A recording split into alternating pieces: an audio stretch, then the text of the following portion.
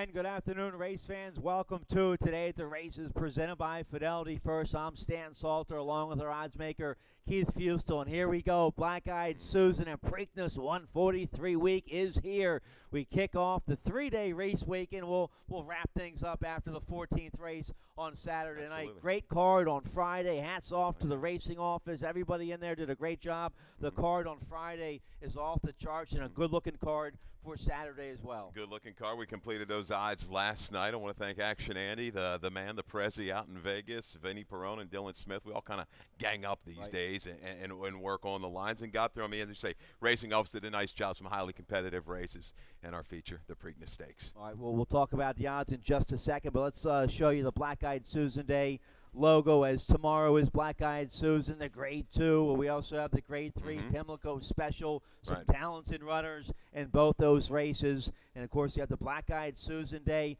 Preakness Daily Double. Who would be your picks now if you had to do an early Black-Eyed Susan Day Preakness Daily Double wager? I tell you, just glancing, I think the Black-Eyed Susan's really wide open. I'd spread 3 or 4 horses in there. I do like Coach Rock's. Good one, honey. I'm not going to leave the local out. Sure. I mean, you've got Midnight Disguise. That race is really, really tight, really close. Had a tough time with the line on that race. Justify. Lone Sailor would be my price shot to use in the Preakness. In the Preakness. All right, so Preakness 143 this Saturday. Our gates will open 8 o'clock. First race post time 10:30. It's the 10-year anniversary for the Budweiser Infield Fest. You can still get tickets. Check out the new and improved Preakness.com website to get your tickets, and come on out here and enjoy the biggest week of racing here in Maryland. So let's show you what we saw out here this morning. Your Kentucky Derby winner, Justify. He arrived yesterday afternoon here at Pimlico for Hall of Fame trainer Bob Baffert, who's going for a record-tying 7th Preakness win. So is the Hall of Famer D. Wayne Lucas, who has 2 in the Preakness. But there's your Derby winner, Justify. A nice, easy, leisurely gallop twice around the sloppy going this morning at Pimlico. He looks like he's a very manageable horse to ride. Just nice and easy there, not rank or anything. Just getting over the track for the first time beautifully. Just get a feel for it. He got webbed feet. The way this weather's been. Well, he kinned to some ducks. Well, he proved he liked the off track. Yeah. And the Kentucky Derby. Fine. Good Magic ran well in the Kentucky Derby to finish second. I'm not so sure how much Good Magic likes an off track. I think he just might be that good that he overcame the off track in the Derby. He looks okay out here galloping. But I'd like to see him on a fast track, Good Magic. Well, certainly, we'd love to see this race on a fast track. It doesn't look like we're going to get it, and that's why they run the race. You know, Justify Good Magic. The tactics will be huge. Does he want to force the issue a little sooner? Does he want to take back a little bit further to make a more sustainable run? I mean, it took a little starch out of him making that move. You know, he was caught in between horses, but he had a good trip all in all in the Derby. Did Good Magic. I'm going with an upset pick in the Preakness. I already have my picks in. I'm going with Bravazzo. He's by Awesome again. The similarities to Lucas's last Preakness winner in 2013 with Oxbow. They're both by Awesome again. They both won a Triple Crown prep race down there at the fairgrounds. They both like to be either on the lead or close to the lead. That's their best races. You saw Bravazzo win the Risen Star like that. I think with Bravazzo in the 8-hole to the outside of Justify, Lucas has trained that colt very light this week. Meaning he's trying to sharpen him up, trying to put some speed into him. I think Bravazzo is going to be all over your Derby winner, Justify, going into that clubhouse turn. Just kind of go ahead and shadow him like Justify did. The promise was fulfilled in the Derby. Take that trip. Yeah, like I say, price shot. I do like Lone Sailor picking up Irad Ortiz. Ran okay. Got in a little trouble from about the half-mile pole to the 5/16 pole. Was stuck behind a tiring rival, Free Drop Billy, in the Derby. He's my price user. I think he, you know, the ground, the distance is no problem for him. I think he'll be able to kind of stay mid-pack. You know, I said mid-track, maybe 8, 10, 12 off of it early, and just make a steady progression, you know, from the 3/8 pole to the wire. Sure. All right, so 8 talented 3-year-olds, some of the best in the world this Saturday here for Preakness 143. Big story this week is going to be the weather. It's a sloppy going today. The forecast for tomorrow, Black-Eyed Susan Day, looks like rain all day. Looks like maybe the rain will let up a little bit for us on Saturday, but as far as your handicapping, we're off the turf today. Look for horses that like a sloppy or muddy going, and for your handicapping tomorrow and Preakness Day, I would say go ahead right now and start handicapping for an off track. Yeah, whatever resources you can have, dig a little bit deeper and hopefully come up with something that does like the wet surface. All right, well, let's get right to it here today. Nice 9-race card to kick off Preakness week. Here we go. Race 1 will kick off the Rolling Super High 5. We have that every race with 7 or more horses, a little shy of 900 for the Super High 5 carryover in the open. That's a low 15% takeout. We also kick off the early pick 5 here in race 1. Both your pick 5s here at Pimlico. Your best bet with that industry low 12% takeout, and it's always a mandatory payout here on the early pick 5 starting in race 1. We're going to go 5 furlongs on the sloppy going here in race 1, claiming 7,500 3-year-olds and upward. I'm going to go with the 1 Final Form. We have a video spotlight to show you here of Final Form for trainer Dale Capuano. The Bug Boy Weston Hamilton is going to ride his 5-year-old today. He's a 3-time winner in the off-going. Yeah, that 2-back try. This is from March the 30th over at Laurel, and comfortably tracked the speed of King's House, who was in this race. A couple other speed types that need to lead types, really, when you break it all down. And Final Form just kind of cruises past, turns away a rival in Phil's Cocktail, kicks away late to win by about a length and a quarter. Phil's Cocktail had come back and run well in an open 15. Granted, it was off the turf, but it was against a stakes dropper from up at Charlestown. So Final Form, look, he's up against the right rivals, got the wish that he wanted. This race comes off the turf, goes to the main track. Had to line it 6-1 part of that entry with the horse that I thought that was going to be on the turf. This horse is going to be in the range of probably 6-5, even 4-5 when it's all said and done. And he's the one, his entry mate, 1A Arizona Baby Scratches. Now, the Final Form's not going to break from the rail. He's breaking from the outside here in this race. So I think he's going to have, that's going to be to his advantage. He'll be out there in clean air, trouble-free, with a nice stalking check. And that's the one thing we've seen, Stan, the last couple days with all the moisture of the racing here. A little bit of an outside tinge, to this racetrack. So that's the way it's been. As it is pronounced as maybe back in September, October, November, back at Laurel. Right. I don't think so, but it's definitely hedging that way. All right, I have the 2 in the exacta here. I won to win. Also in a main track only for Hugh McMahon. Rodriguez is going to ride this 9-year-old. He's made a lot of money. He's a 2-time winner in the off-going. Didn't run well last out on the turf. Trying to get back in good form today. A sharp win against Beaton 7,500 2 starts ago. Yeah, he can fight you out for a while, no doubt. He'll be hard sent from the road. You got Williamsburg. You got Charlestown quarter-mile speed in this race. So will he be pinned down to the inside?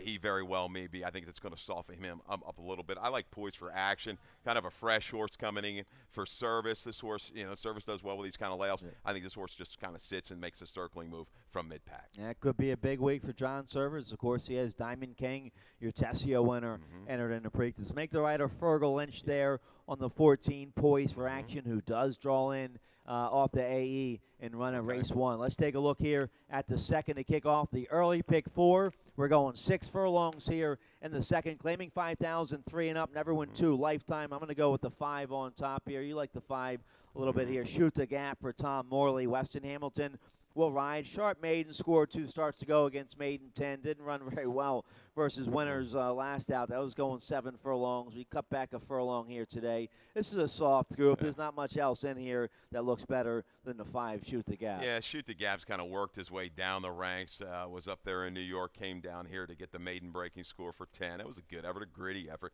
I did not like the try last time out, though. Really didn't pick up his feet at all. No real legitimate excuse. Could be down towards the inside. How do you like the selections here? I'm going to go for a 1 for 38 or a 1 for 33 type of horse. She's riding a lot better, this 10-pound I mean, but, you look at me, you're like, well, you're crazy. I don't know which way to go. I think Crazy Wild Bill with a scratch of Lucky Factor, the 4.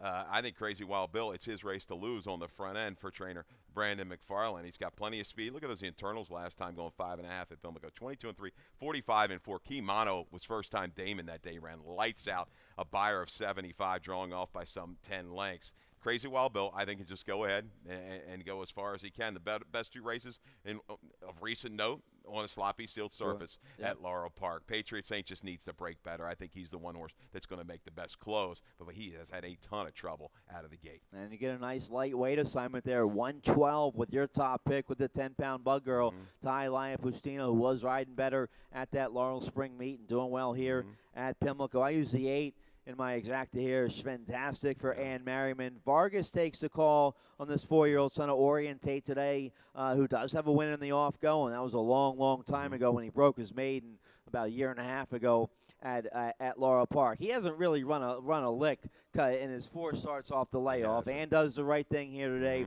drops him to the nickel, and gets a top rider to take the call. I think if he goes and presses, he could face. He shows a little bit of a close way back on the page. I think he's maybe going to have to take that tactics. The shoot to gap is going to be a shorter price. Going against complete normalcy here with these horses, 1 for 38, 1 for 33. So what do I have to choose from, basically? Sure. All right, let's take a look here at the 3rd race. 5 furlongs on the slop, claiming 16,000, 3 and up. Never won 2 lifetime. The 3, Mutarami, was entered main track only for this race by trainer Wayne Potts. Ricardo Chappie will ride. Chappie just got beat ahead on this 5-year-old son of Tappet. Last out, has a 3rd in the off-go, and that was back in February at Laurel Park. Good effort last out here for the 3, and he gets the main track today. It's clearly the horse to beat. A lot of questionable speed types in this race. Draws towards the inside. I think, again, he'll settle back, make rate 4 or 5 out of it. Is the only legit closer in the race. Out at 8 for Claudio, comes out of the same race on May the 5th where Took Over kind of dictated. One of these 2 gets it done in the 3rd. All right, so we both like the 3 and the 6 and the 2 there in race 3. Let's get a quick commercial break. When we come back, little carryover in the Rainbow Pick 6. That starts for you in race 4. We also start the Middle Pick 4 in race 4. We'll take a look right after this.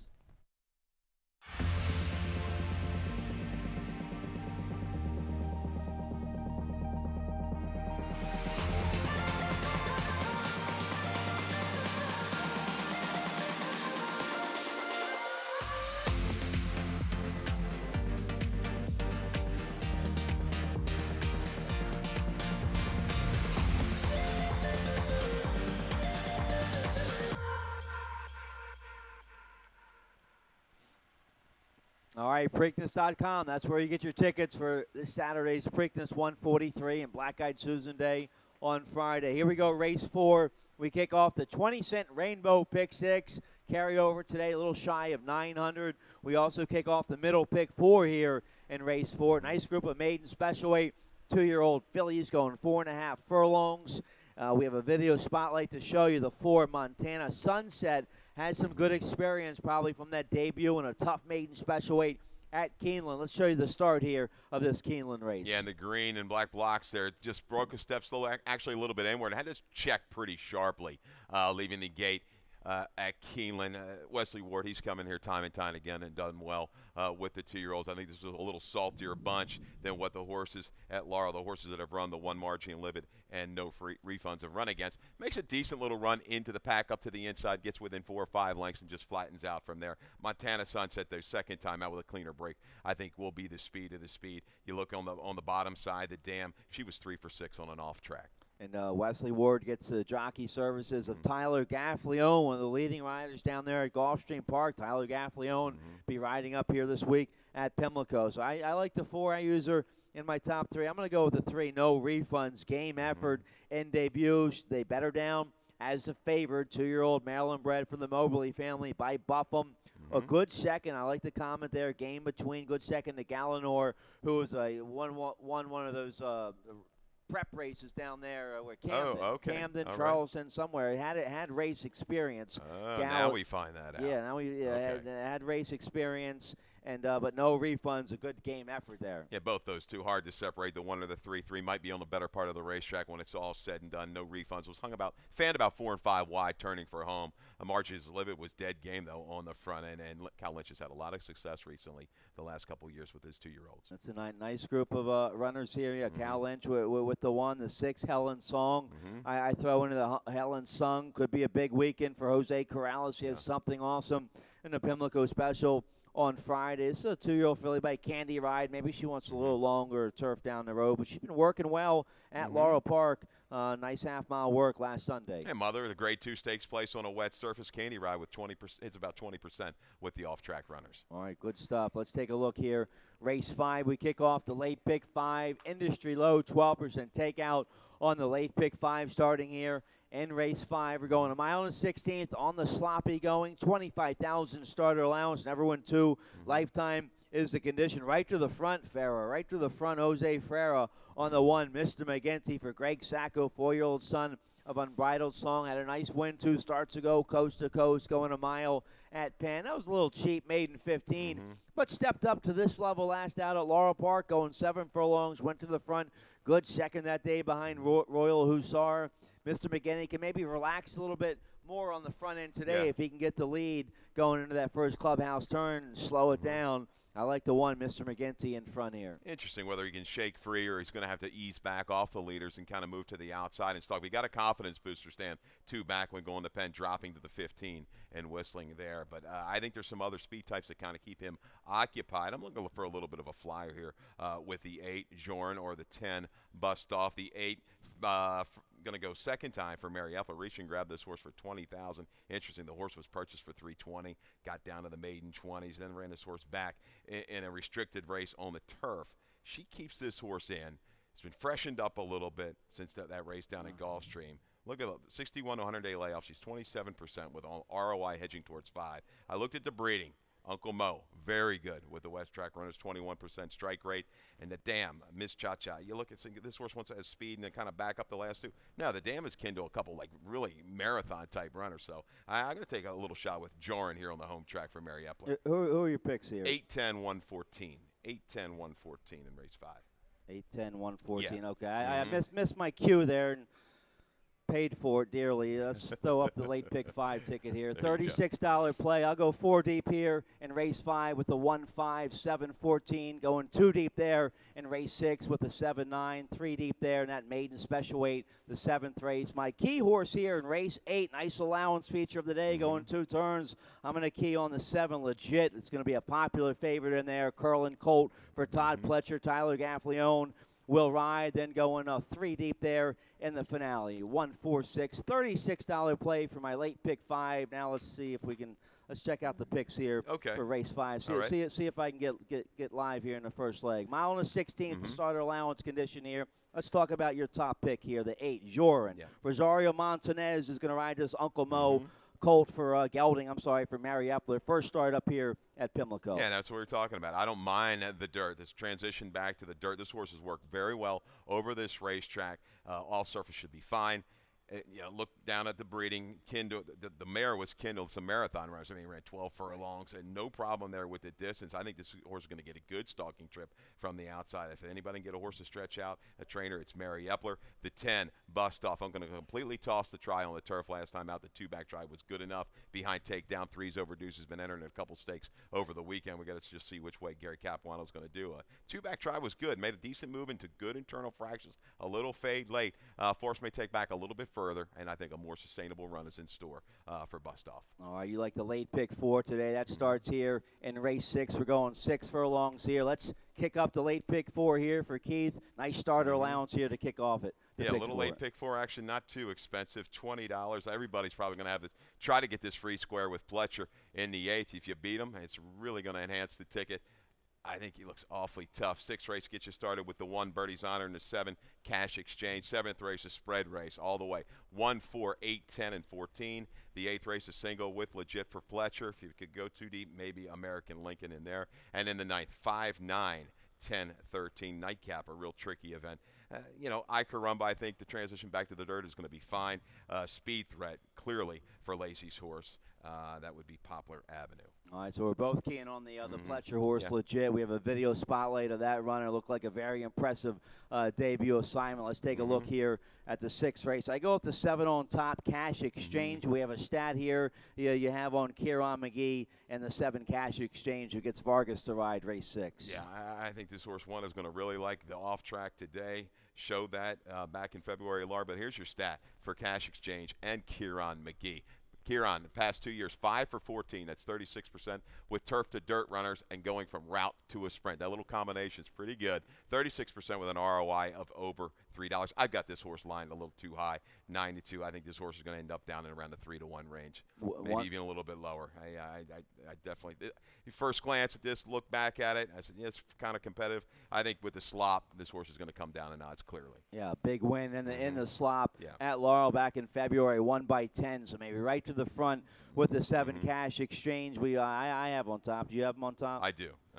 I got the 9 in the exacta here. Mio Desperado on the outside was in good form until they tried to turf. I know you hate that move. Yeah. Let's see if he can get back in good form now, getting back on the slop where he win by 5 in his debut. You know, it works sometimes. The inform horse is on the dirt. Let's go ahead and try to run him on the turf. Everybody wants to try to turf, and, you know, there's a lot of turf opportunities here. So, you know, I think it's hard to resist. I'll use that horse underneath. Birdie's Honor's another one. Just a bang-up try. 3 races back over a sloppy sealed surface, rated kindly off of a really, really fast horse for Donna Lockard, and a line in numbers to come back and run well. I don't know what happened last time. Maybe the route's just not to his liking. Taylor Hole will get this horse back off the pace, look for a better run from the back for Birdie's Honor. All right, so we both like the 7-9 here and the 1 in race 6. Let's take a look. Race 7, a nice maiden special weight going 5 furlongs here in the 7th. This one for Philly mares 3 and up. I go with the 4, Reality Queen on top. Hernandez on this 3-year-old Philly by Pioneer of the Nile for Flint Stite. It's an okay effort last out against maiden special weight,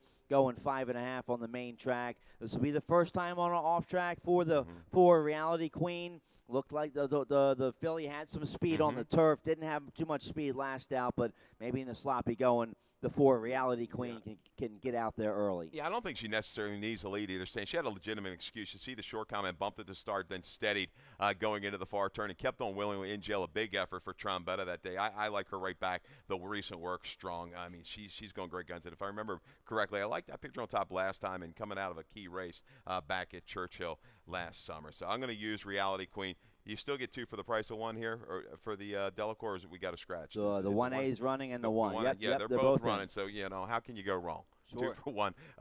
Let's talk a little bit about the 1A. Bellaroo, Quality Road, entered for the main track. Only got what they want, half to a $420,000 earner. I'll be on the turf. Quality Road's fine, 16% on the off track.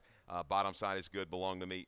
Delacour, 7 for 29 with first-time starters in Maryland over the last 2 years. Yeah, Delacour's tough, and he gets Vargas on Palsy, Walsey, Lynch. Fergal Lynch will ride the 1A Bellaroo, so powerful entry there for Leal Stables and Delacour. Let's take a look at another one here, the 3 Good Night Moon for Lizzie Merriam. And this 4-year-old filly by Malibu Moon. She has some early speed, decent effort on the turf last out, went to the front going a mile back in November. This will be the second race back off a layoff here for the 3 Good Night Moon with Edwin Gonzalez. It's a positive ROI move, second off of a layoff for Merriam. It showed a little bit more blistering speed in that 6 furlong race on the turf at Aqueduct, turning back to the dirt today. I think is going to be a factor. I don't know if this horse is going to last. I go to the outside to use Isoclone, the 14. Second off of a long, long layoff. You go on the way back. A good try behind I'm So Money. That was a decent field back in April of 2017. This horse a little bit towards the front, chewed up last time out. I expect a move from off the pace for the 14, Isoclone. Well, I throw the 8 in there, Garden City Gambler. I think I like this horse a little bit in debut. She's by exchange rate. Ever Carson City mare. They bet her down about 3-1 in her debut, and she showed a little speed and got tired. Kevin Gomez will ride today. Might like that speed might fit her well on the sloppy going today. No problem there. You ever I see Carson Cities, I like that on the bottom side. This horse took an exorbitant amount of play for Pot Spots. Has quite a few of his horses, the first-timers, have taken quite a bit of play. So Garden City Gambler, second time out, certainly could make amends for that faltering try and debut. All right, nice little maiden special weight there to kick off the final pick 3 of the day. A nice allowance feature of the day for straight 3-year-olds. Optional claiming $50,000 going a mile. And a 16th will kick off the late daily double here in race 8. And I had the 5 3s over deuces on top. That horse is scratched. We both end up on the 7. Legit for Todd Pletcher. We have a video spotlight to show you of this 3-year-old son of Curlin out of a Corinthian mare. Here's the debut. The horse went off about 8-5, 9-5 down there at Gulfstream. Is that it? 419 the 9th? Well, no. Just missed. No, That's all right, guys. We can cut that. Yeah, we can scrap that one. Yep, it was on the main track, on a fast main track down there at Gulfstream. So, and the horse didn't go to the front that day. He sat about mid-pack and got to the front and won by 7 1/4. So, first time on the off going. Tyler Gaffleone will ride to 7 legit here for Pletcher. Yeah, that second place finisher, Crafty Jack, a good buyer in day prior to that to 75. Came away okay, legit. Had to ease back off of rivals. Did get a contested pace to run at, but just like the horse he ran the other day here, the filly version, the 3-year-old, kind of just just made that steady, grinding run, sustained run under pressure around the turn circle and just drew off very, very impressively that day. Went off by 7 1/4. Final time was like 2 or 3 fifths faster than older starter company. To me, that's still good. So I'll take that legit. Right back, stretching out a little bit further. Shouldn't be any problem for him. Maybe a little bit of a price play. Neither one of us used the horse, but let's talk about the 4 Zig Zillion. First time gelding today for this awesome, again, 3-year-old for Jose Corrales and Stronach Stable. They get Edgar Prado, and these connections going to team up with something awesome. How about Edgar Prado? Congratulations, by the way, Edgar. Win number 7,000 a few days ago up there at Parks. Tremendous. Been watching him a long, long time. Yep. Kind of grew up watching Edgar. Yep. You know, my first few years working around here, he's just a mainstay, and you can always count on him. He's a very patient rider, judges pace very well, and is still getting it done. You got to love it. All right, so maybe a live long shot there with a first-time gelding, the 4 Zig Zillion there in race A. It's a nice allowance race for 3-year-olds to kick off this late double. I mean, American Lincoln, a blowout victory, 2 starts back, took decent action in the test. But the one thing, this horse had dead aim off the leaders going past the 5/16 pole. Just didn't quite kick on. But I like the recent improvement. Just has to maintain form. It should be a factor in here for Linda Rice. How about Rodney's 3-year-old? We both like the 6 Moonlight Shadow. That was a very good-looking debut. Treetop Flyer was second, would come right back to win. The Treetop Flyer was a heavy favorite in that race, and I remember in the winner's circle where Rodney was getting questions about, hey, you're going to come back in the Tessio maybe. That's how good-looking a win it was for Moonlight Shadow. A really nice family. Half to Action Andy, Flash Phelps. So yep. Could stretch out. This is kind of reminds me of like Good One Honey. She had that debut, similar type of number, a little easier trip for Moonlight Shadow, but is a little too much too soon. We're going to see what kind of talent this horse really has today when he's got to face the likes of legit American Lincoln, the one Felix and Fabula. So competitive group, legit, could be this good though. All right, nice allowance race to kick off the late double. Let's take a look at the 9th and final race, going 5 furlongs here. Race 9, maiden claiming 16,000, 3 and up. I'll take a shot here at the 1. Slams Crossing, a Maryland bred by Hunt Crossing, first-time starter from the Damon Dill DeVico barn. They used Lasix in debut. Their stable rider, Walter Lagas. They teamed up for a nice $20, $30 winner a couple weeks ago with the Mono horse, first-time Lasix. Kimono. So Walter Lagas, good rider around here. Tough inside post here for this horse. Has been working okay at Laurel Park. A recent gate drill late April at Laurel Park. I would have to think that the break's going to be the key. If Slams Crossing can break sharp, maybe they try to get right to the front. Yeah, always respect that when these two team up, right. Could be value, and they could certainly strike. Lasix goes on. Lone Sibling, I think the race was only 1 for 12 on the dirt. I Caramba I'm going to use for Wayne Potts. By the factor out of a Speightstown there, so should love the off track today. Speed, drop back, came again, a little Z pattern in debut behind the next out winner when the Doves cry. I think this horse is fine moving to the dirt today. I think they've got to catch, though, the 10 for Poplar Avenue for Lacey Gaudette. Coming off of a long layoff from September to May.